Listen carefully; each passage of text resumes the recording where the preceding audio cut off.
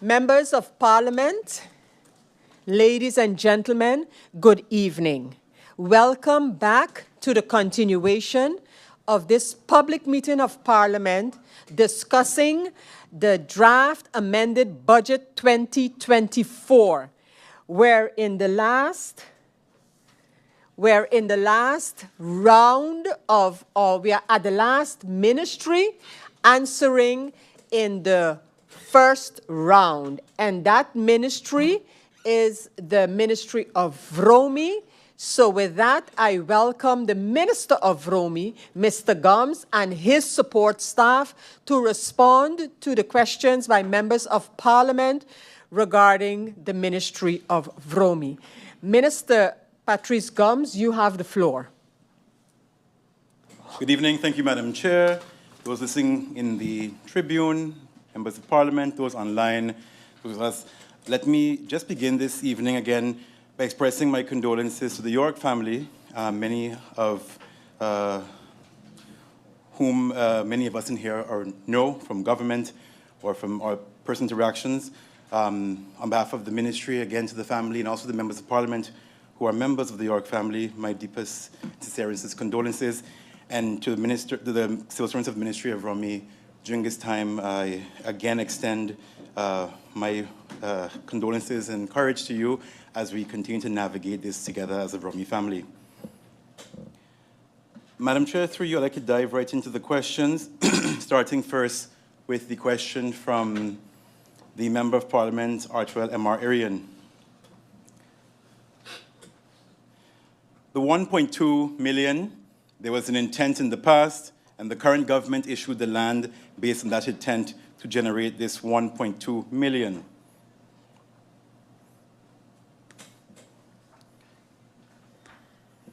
Adjustments? Yep. In response, through you, Madam Chair, in February of the year 2002, a ministerial decree was issued to the developer for a parcel of water rights in the lagoon. This decree was never deeded within a 6-month period and therefore expired. However, the developer constructed and maintained a marina in the lagoon for a period of approximately 20 years. In 2019, a new decree was issued to the developer. For this new decree, 2 new meebrieven were made. The water parcels in the lagoon were remeasured, and one of the existing marina and one of the proposed extension of the same marina that was to be requested. In this 2019 decree, the Department of Domain Affairs advised to issue the developer a penalty of 1.2 million guilders for using the water rights. The decree of 2019 also expired without the developer deeding it. To date, this area is still not deeded, but in use. Now, under my tenure, I plan to do the following. The first, ensure the water rights that have been in use for the past 20 years are being paid off with a retroactive fine. And just to clarify, discussions are now about rectifying the first parcel, not issuing a second parcel. The decree, therefore, is only about the area that has the existing structure that's currently in use but not deeded or paid for. In this decree, the retroactive payment of 1.2 million guilders is also included as a condition to get the deed passed, meaning that the monies are going to be paid to the government as soon as it is deeded. Aside from that, the canon for this area, will also be increased from 50,000 guilders to approximately 250,000 guilders per annum. The MP's second question, is the railroad going to get the attention it needs? It's part of the road, it's part of the road, of the side roads project, but there's no plan or structure. The side road project, let me clarify, the side road project is for roads that are unpaved. Well Road being paved is not part of this project, but the resurfacing project. As mentioned during Central Committee meeting, Well Road is considered for CAPEX 2025, which has more budget and more time for implementation. The MP's third question, Nature Foundation spoke about protecting this area, and we did get some clarification from the MP through you, Madam Chair, with regards to what he meant by this area. It was actually with regards to the lagoon in its entirety, not necessarily a piece of land. Did the Ministry of Vromi speak with the Nature Foundation regarding this land, this area? Will any building permits be given for the area? And before that, will there be any advice requested from Nature Foundation for anywhere in the lagoon? Advices from Nature Foundation have been received concerning pending water rights requests in the lagoon. These will, of course, be used when a decision will be made concerning these requests. One of these cases is currently being handled in court. It pertains to a negative decision concerning the issuance of water rights and is being defended by the government lawyer. The entity who got the negative decision went to court in disagreement of this decision. Whenever a new request will come into VROM department, which is the policy side of the ministry, they will be asked, of course, for advice. If they deem necessary that the Nature Foundation is consulted, this, of course, will be done. How many approvals have been issued for water rights in the lagoon this year? During the Central Committee, I indicated that no water parcels were issued. This relates to my time as minister. Upon further investigation, the department noted that 4 decrees were issued for water rights in the lagoon between January and May 2024. These may brief are 81, 2018, 49, 2023, 68, 2020, and 61, 2023. For the 4 water parcels, and as far as the department could determine, the Nature Foundation was not consulted. Moving on to the questions of MP Darrell T.J. York. How much does the Mullet Pond contribute annually to the economy of St. Martin in terms of goods and services, based on the World Resources Institute models for economic evaluations of ecosystems? Give me a second as I adjust these lines. There we go.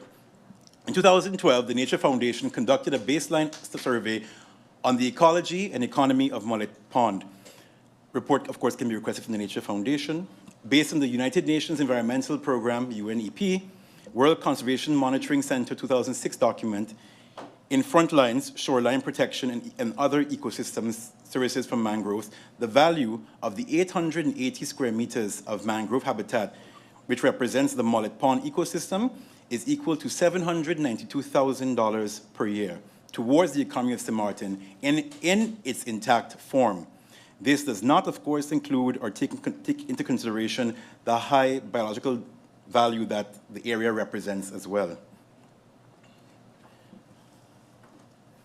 Seeing the sale of Mullet Bay, is the government now prepared to protect the environmental area of Mullet Bay? The area is part of the draft zoning plan, lowlands, so yes, if this zoning plan is finalized, the area can be preserved, protected through national ordinance approved by Parliament, of course. However, this depends on our available budget and capacity to do so. Very important to note as well, this is something that we are also having discussions with regarding how we plan to look at the zoning of Mullet Bay in particular. And indeed, through you, Madam Chair, Mullet Pond has been identified as an area we want to actually move towards protecting. So it does fall in line with the question of the MP.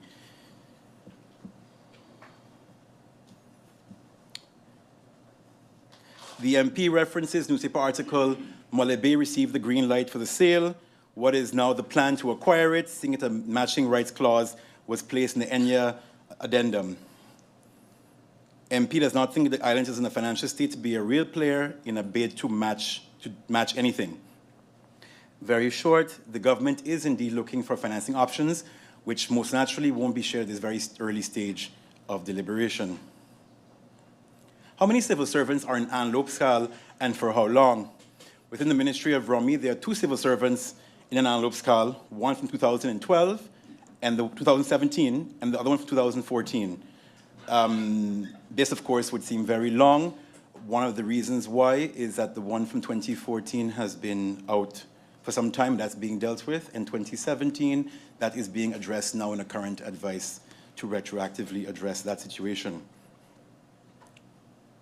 Moving to the questions of MP Egbert Drendy Duran. Was it April 2023 or 24 when it was announced that the housing project was taken off the table? And can Parliament be provided with proof that the project has been cancelled? What can we do to assist? So the question is missing. 1 second. Yes. Thank you. Through you, Madam Chair. In my Central Committee meetings I will clarify the statements that I made regarding 2021, 2023 dealt with the list of requirements, obligations the government had to do between that period until 2024, which was then, if you allow me to share some of the documentation that I have managed to pull up.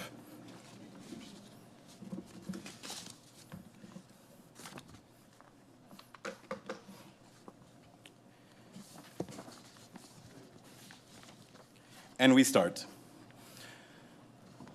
The World Bank to the Honorable Egbert Durand, Minister of Romy at this time, dated October 18th, 2023. And I take note of the following. Following the pre-appraisal mission conducted from September 18th to 22nd, we'd like to raise several important points for your attention and necessary action. These points are crucial to ensure timely project projection implementation.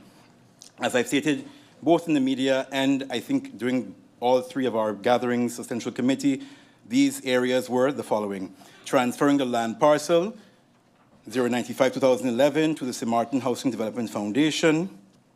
2, approving the revised performance agreement. 3, confirming the Romy focal point for housing to work with a senior policy expert. And 4, creating an interministerial committee for housing. This is October 2023. Moving forward to March 25th, 2024.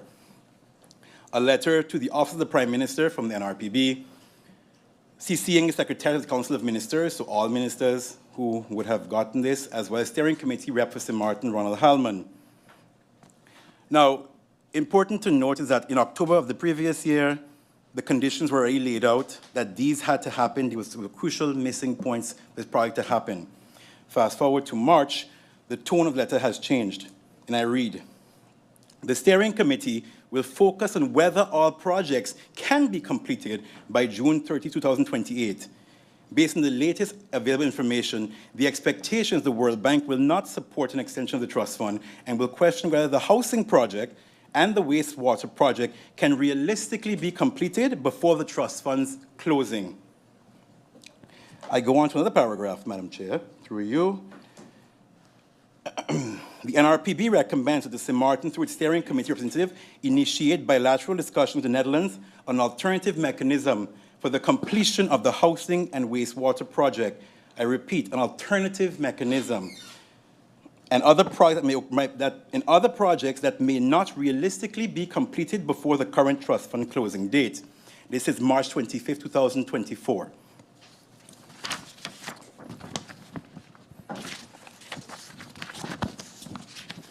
It goes on to say, Madam Chair,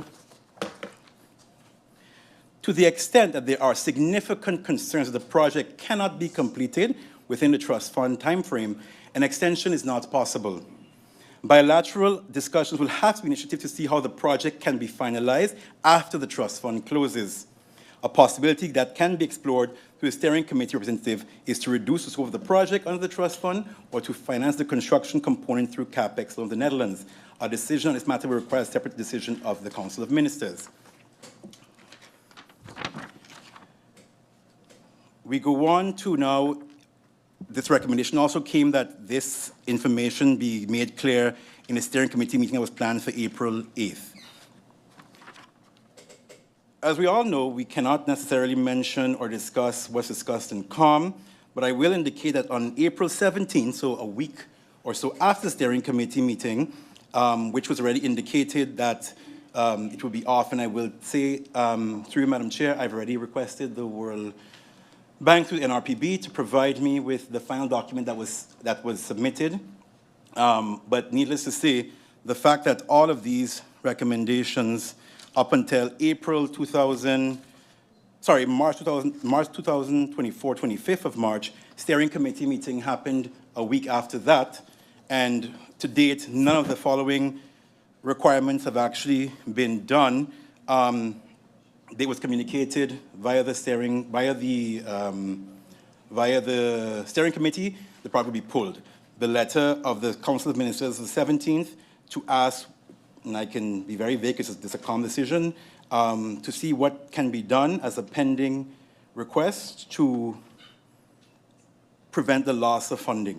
At that point, the funding was already lost. And through you, Madam Chair, I'm awaiting that confirmation because the minutes were not unfortunately shared, so that will come in a letter that will come to me and then be shared to the Parliament at a later date.